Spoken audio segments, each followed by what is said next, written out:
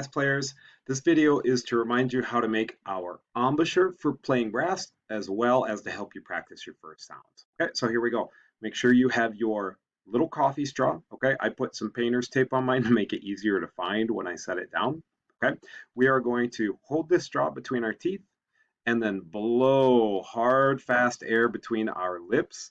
And as we blow, we're not going to hold with our teeth, okay? And that's going to help us to form the perfect embouchure. Here we go. So I hold between my teeth.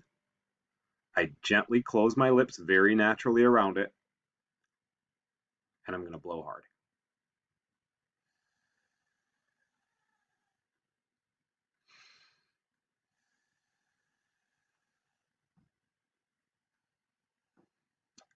Now, a couple of things that you may have seen, but you can't quite tell what's happening there is when I play a brass instrument, I actually push my jaw forward a little bit to make my teeth line up. Okay, it's important that our top and bottom lip are the same distance from the mouthpiece or putting the same kind of pressure on the mouthpiece. So we want to make sure that our teeth are lined up. That means push your jaw forward just a little bit for most of us to get them lined up. Okay, and you may have also seen my jaw drop when I went to blow.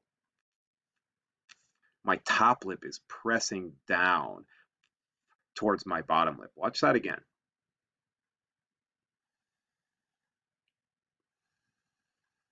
You might also see all the air pressure I'm using in my neck.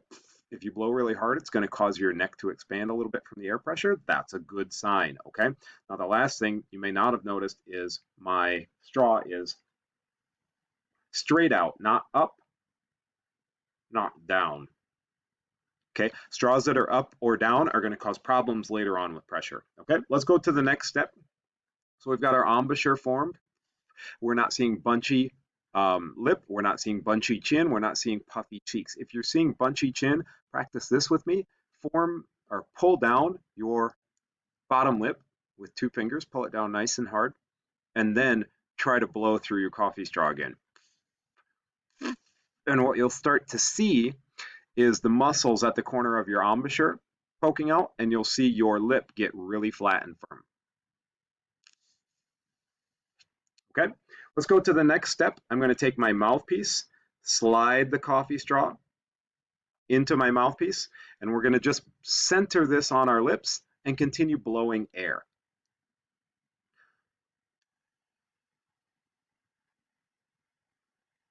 You may have seen my jaw shift there.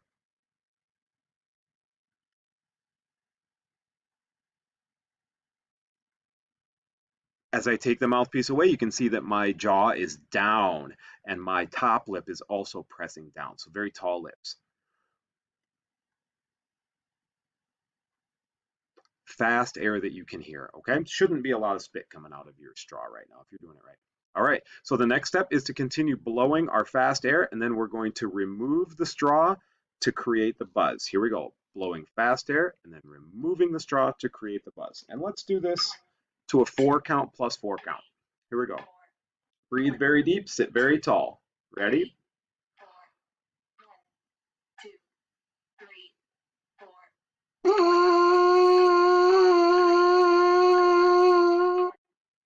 Let's do that again.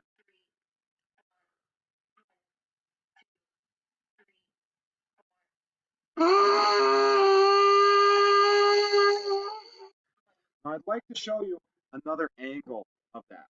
So I have my visualizer with me. It has a trumpet end on it. It has a trombone end on it. Let's see what that embouchure actually looks like inside our mouthpiece.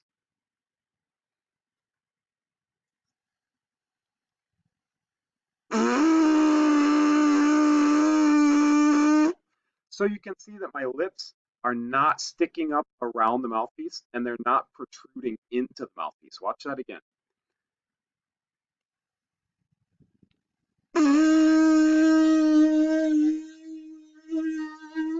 And it's identical for trombone, just bigger.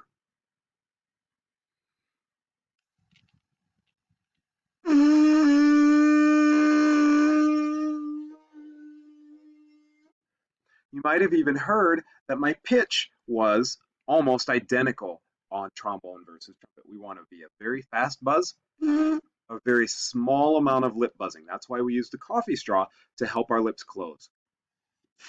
and to help our lip muscles hold in the right place. So let's watch that again.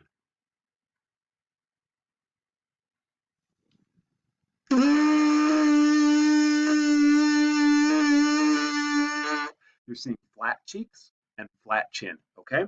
So have fun buzzing at home with your mouthpieces. I hope you enjoy.